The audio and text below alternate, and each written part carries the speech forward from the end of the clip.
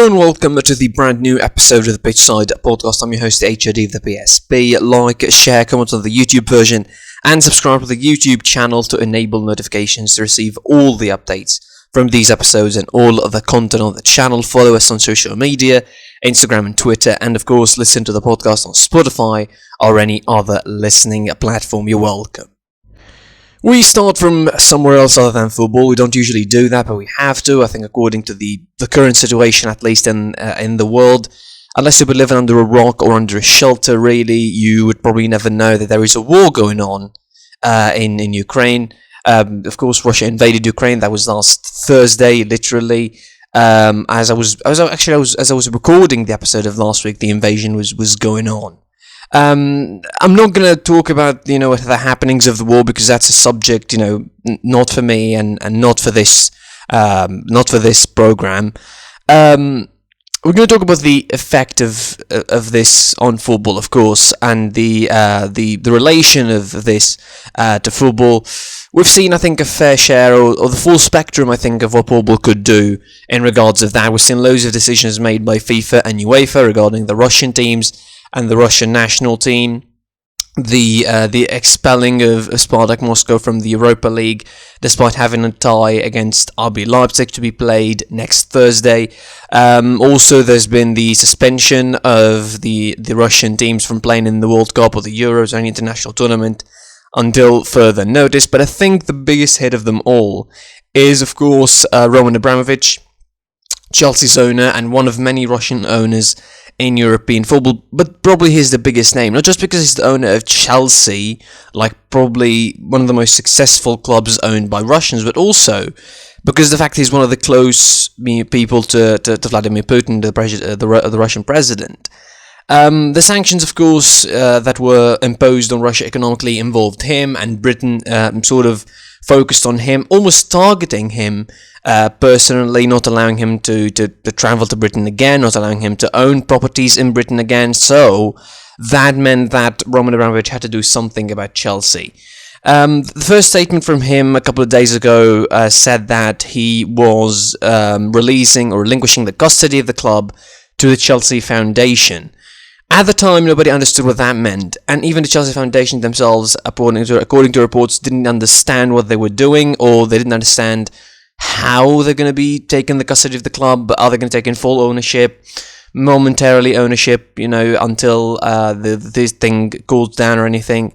And then, of course, yesterday, it was official. Roman Abramovich made it official that he will be selling the club. He'll be listening to offers to sell the club for a reported fee, I think, of £1.3 billion, if I'm correct. He said that he's writing off the debts for the club. He's not taking any money from the club. He's absolutely fine with that. It wasn't a bad business for him. And he said that he's setting up a charitable foundation, of course, for all the proceedings of this operation. It's not going to go to him, but it's going to go to the charitable foundation that's going to take care of the war victims in Ukraine, and hopefully takes care of all the war victims, not just the Ukrainians. And if you follow media pretty well, you understand what I'm talking about. This is a good move, to be fair, from Abramovich. I mean, as much as people would want to give him the stick for being one of the close people to Putin and all of that. I mean, he did well with Chelsea. He wasn't exactly that, let's say, that exploitative in terms of the club. I mean, he's one of the least worst owners coming out of there. I mean, he obviously, Bruce Buck was the chairman of the board of the club. Like, he wasn't handling the business directly at the club, so his involvement was, almost to a minimum compared to other owners sometimes. And also, I think he was only involved like in just buying the players and paying the big checks and all of that, and like the major decisions of the club, like not really the trivial stuff underneath it. It was a good move, to be fair. I give him credit. Good move. Sell the club. Almost it can be called bowing down to pressure, but I mean, it's a big pressure. Like, it's a war going on in Ukraine. Like, it's not any kind of pressure. And obviously, he's much revered among the Chelsea fans, so that this move would be accepted and will be understood. The guy is Jew as well. He was instigating, the peace talks and all of that. So he's doing some good deeds at least to sort of improve his PR image, let's say. Again, on footballing terms, probably this is the biggest effect. Selling Chelsea is actually a big change in Chelsea, like unexpected almost. Like unlike the Newcastle United takeover, for example, which has been going on for like 3 years properly now, this was a swift move. This was a sudden move from Roman Abramovich under so much pressure. I think the only one who's been under more pressure than him was probably Thomas Tuchel, because he's been asked about it a lot in the press conferences ever since the invasion and the war started. He's been asked about it in the Carabao Cup. He's been asked about it again in the press conference leading to the FA Cup game against Luton Town. And he's been under so much targeting from the media, and he was annoyed by it. Anyway, so that's, I think, the big change. Elsewhere, the decisions really varied. FIFA and UEFA were pretty hesitant at the beginning to decide any official suspension, although it should have been done almost immediately as this war began if they really cared. But again, I'm just going to talk about something. This is double standard, I think, at its finest from FIFA and UEFA. And I know this might be not the right tone to approach it, but it is somehow the reality of things. Now, FIFA and UEFA always insisted that politics and football do not mix, or they do not interject with each other. That's at least somehow, and in some way, that's what their principle is about. But we saw a lot of incidents where both sides have interjected this season. Gianni Infantino, the FIFA president, until 2018, the guy was hand in hand with Putin. He was drinking vodka with Putin in the World Cup. He was enjoying his time in Russia, giving Russia a World Cup to sort of polish their shoddy image is not exactly the best of solutions. Let's not even start about the World Cup in Qatar, because that is a complete different animal. But again, football and politics are always intertwined, and somehow it's out of our notice. We couldn't really see that. FIFA and UEFA should have excluded Russia from everything in the beginning, like right off the start. But obviously, I can understand it almost personally, because Alexander Chefrin, the president of UEFA, is Russian. It's really hard for him to put sanctions on his own country and to support sanctions on his own country. That's why it came down to FIFA, basically. And then UEFA basically followed suit, because it was forced to, because it was a subsidiary of FIFA. It was forced to pull out. Now, in footballing terms, again, this is double standard. There has been loads of incidents where footballers have been punished for having political messages. Clubs have been punished for supporting political causes. Let's just remind people of a couple of big cases. Of course, Celtic fans back in 2017-18, they were, of course, raising Palestinian flags in the stadium when they were playing, Maccabi Tel Aviv in the Champions League preliminary rounds, and they were fined apparently €25,000 if I remember correctly. Also, Mohamed Abu Trika, and the Egyptian player who supported Gaza during the attacks back in 2008. That was in the African Cup of Nations, by the way. He had a shirt, of course, undershirt written to support Gaza, and he was also punished and then was fined by FIFA. So that's not like the first time that politics and football intertwine, but this is the first time that almost FIFA takes a stand on it. And yes, and let's be fair, they should take a stand on it.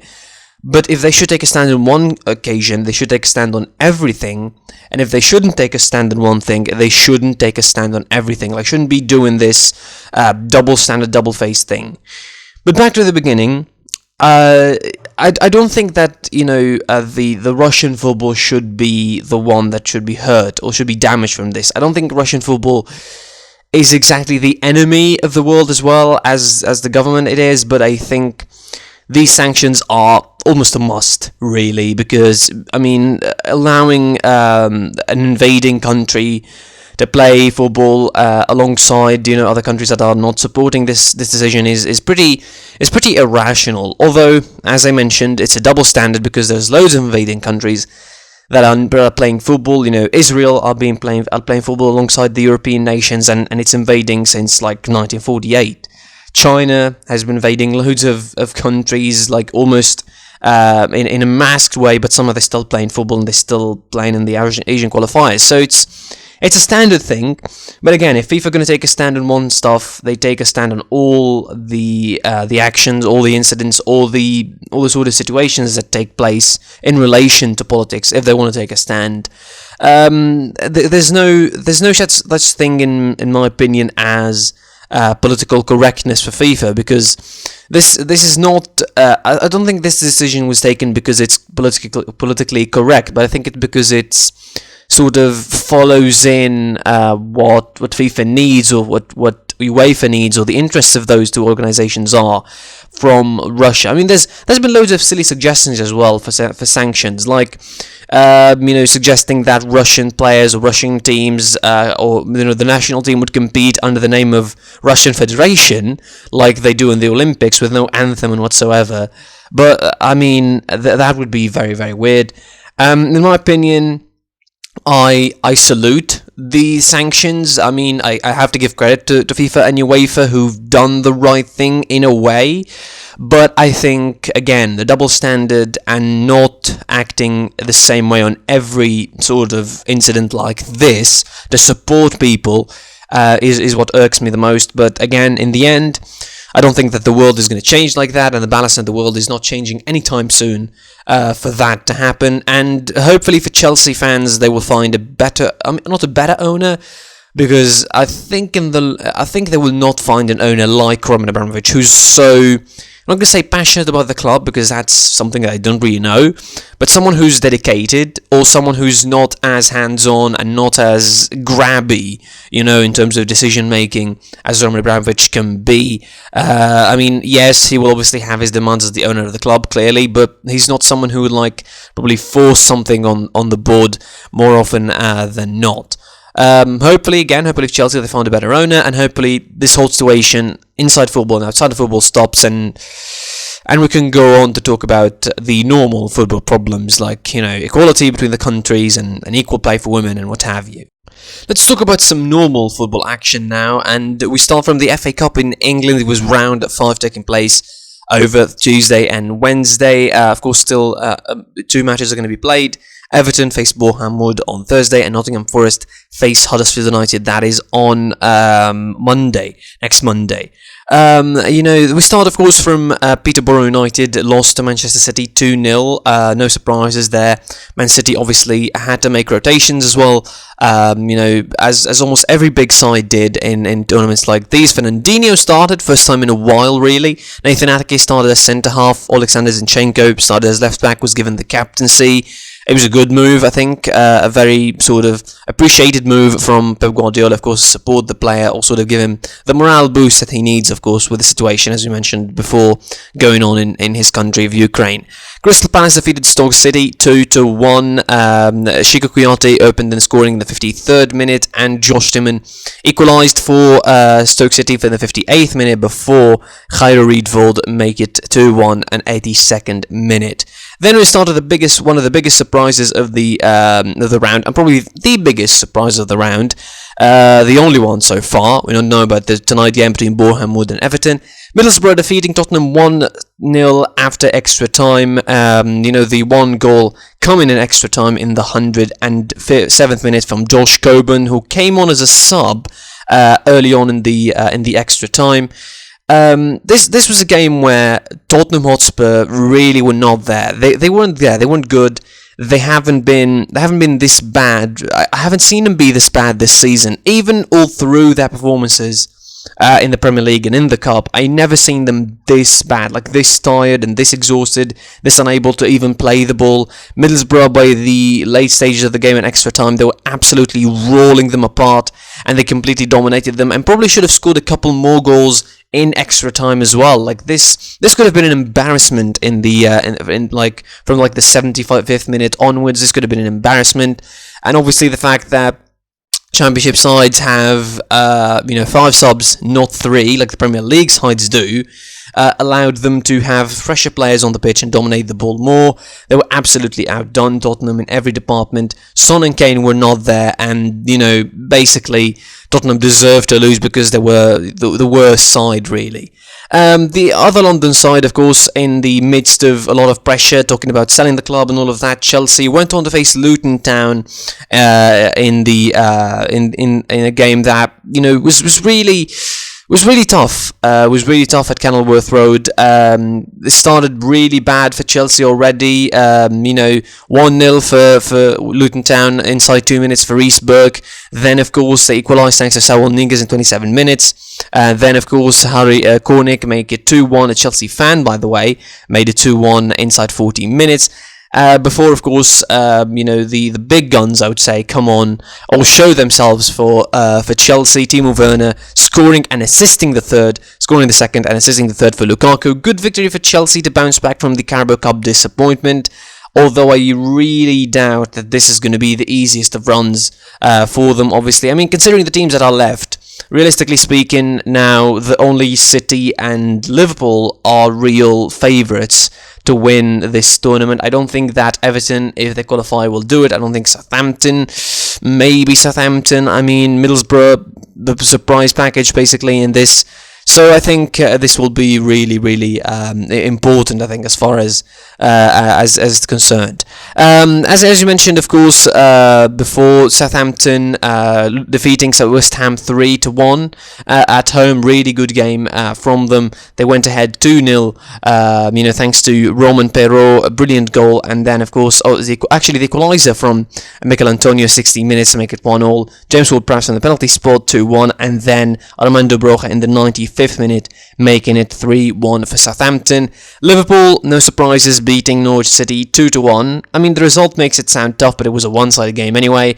Liverpool, again, like Chelsea, had to make changes. Almost they changed the entire squad. They played with James Milner, Brahim Konate starting, Joe Gomez starting, Tsimikas, Curtis Jones getting a start, Alex Oxlade-Chamberlain as well, Minamino getting a start and scoring the two goals, as well as Diogo Jota and Divock Origi starting. Norwich City made it 2-1 in the 76th minute, and we had a decent ending for the game, but I think it was in no doubt that Liverpool will win the game. As you mentioned, only 2 games left: Everton versus Boreham Wood today on Thursday, and Nottingham Forest facing Huddersfield Town. That is on next Monday. It was the semi-final of Coppa Italia, of course, as we transition to Italian football. Milan versus Inter kicked things off on Tuesday, the first semi-final, of course, and coming in a period where Inter Milan are not really that good. And to be fair, the match itself was not that good. It was I'm not gonna say boring, but almost like borderline boring. Really, this was a game with, not a lot of momentum going for it. I think Inter Milan at the moment would probably think, you know what, we will take this draw because we're not in the mood or in the right momentum or the right amount of form to try and win this game. And obviously the fact that they lost the last derby and they drawn against them in the drawn against them in the league and lost against them in the 2 derbies that they played already in the league is playing in the players' head, and really is something that gets the players' heads before games like these. Inter Milan played with their normal lineup, with their normal lineup at UC, Denzel Dumfries on the right, Perisic on the left, Martinez and Dzeko, but without any kind of bite really for them. Like they weren't that dominating. You felt that Milan were the better side. They pressed them higher. They were more intense. They were winning second balls. AC Milan, they were really tough on Inter Milan for the first 15 to 20 minutes in particular. They had a couple of good opportunities, including a glorious chance for Salamakers to make it 1-0, but Handanovic with the save. It was, a game where Milan were the better side technically, but they didn't score. They didn't finish their chances. Finishing was really bad, particularly Rafael Leao, who's just hoofing balls up the sky of the San Siro. And it's definitely a game that Milan would regret drawing, not just because the second leg is nominatively Inter Milan's home game and the advantage would be Inter Milan, but I think because if you're going to repeat the same game, Inter Milan are going to bounce on you, because as bad as Inter Milan can be this period of time, or this last couple of weeks, and unable to finish, if you give them too much of a space and too much of an opportunity, they will still hurt you. So this might be the biggest chance for Milan to win the game and have an advantage in this semi-final heading into the second leg. A side that's going to be having a big advantage heading into the second leg of this competition is Juventus, who defeated Fiorentina 1-0 thanks to an own goal. And listen, this was not this was the kind of game that you'd expect when you hear 1-0, Massimiliano Allegri is coaching Juve. It was a game where Juventus just sat back defending, relied on the counter for most of the game, and left all of the possession to Fiorentina, who created lots of decent opportunities, particularly from Jordan Icone, who had a couple of good 1v1s versus the goalkeeper, and definitely should have at least scored one of them in the game. Juventus went with 3 at the back, which was an interesting choice, obviously with the injuries that they had. And the amount of changes they had to make from the weekend, it was good. It was good game, good result, I think, as far as Juventus is concerned. Again, I'm mentioning Juventus because the game in general was not that good, but again, as far as Juventus are concerned, this is obviously a result that they will take home proudly, and they will try and work on that in the second leg. For Fiorentina, since Vlahovic, who obviously moved to Juventus, and this was a pretty poetic kind of game for him, obviously he was booed out of the field whenever he touches the ball to St. Vlahovic, expectedly. But this was a game where Fiorentina should have taken a better result other than this 1-0 loss with an unfortunate goal. The 0-0 would have been good, but again, a better result would have been drawing or maybe winning for Fiorentina, considering the game that they played. They had a really, really good game, and they put Juventus under loads of pressure. But obviously, heading into the second leg, Juventus have the advantage, and we'll see what happens when the second legs are played in late April, on the 20th of April. Both games, 20th and 21st of April, both games are set to be played. And we finish off talking about the DFB-Pokal, the German Cup, of course, who is going on, who had action, of course, from it in the midweek as well, from the quarterfinals. Of course, now we know our semi-finalists for that competition, and it will be Union Berlin after defeating St. Pauli 2-1. It was a tough game for Union Berlin.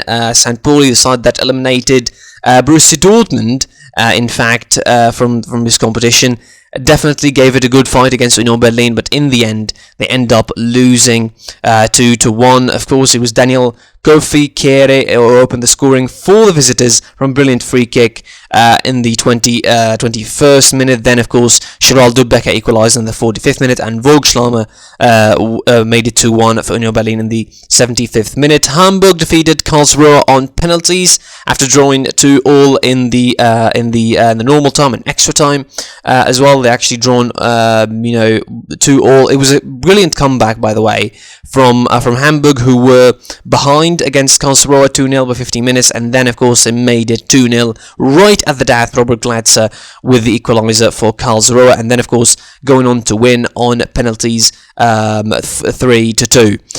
Leipzig had no problems beating Hanover 4-0 to go to the semi-finals. I think easily they're the favourites, I think, to win this tournament and have the first trophy or major trophy for them. They tried, of course, last season. They weren't successful. They lost to Borussia Dortmund in the final. They took quite a drubbing against Borussia Dortmund in the final, and this time they go around, and I think this is much better for them. 4-0 against Hanover. They go to the semi-final. The goals, of course, coming in again from the brilliant Nkunku, who scored a brace, including a second goal that was absolutely brilliant, rounding up players and skimming past the Hanover players like they were nothing. The third goal came from Konrad Lima, and the fourth goal was from Andre Silva to book a place for them in the semi-finals of the competition. And finally, it was Freiburg who defeated Bochum, of course, after extra time. Bochum equalised after Niels Pedersen opened the scoring for Freiburg. Sebastian Porter made it 1-1 for Freiburg, for Bochum, and then in the 120th minute, as the game was going to penalties, Roland Zolai made it 2-1 for Freiburg. Congratulations, of course, for the four sides: Union Berlin, Hamburg, Leipzig, and Freiburg. It's going to be an interesting semi-final, really. Freiburg are a wild card, as well as Union Berlin. Leipzig, the favourites. Hamburg, I mean, although their history is really, really glorious, but I think at the present they seem like the wild card or the outsiders to win this competition anyway. Thanks for listening, thanks for watching. That's it for the episode. I was Abu, the HID of the PSB. Please like, share, comment on the YouTube version, subscribe to the YouTube channel, enable notifications to receive all the updates from this episode, all the content on the channel. Of course, follow us on social media, listen on Spotify, Google Podcasts, or any other platform. Until next time tomorrow, take care, make sure you're safe, and goodbye. Behind closed doors, I'm a fool for your love.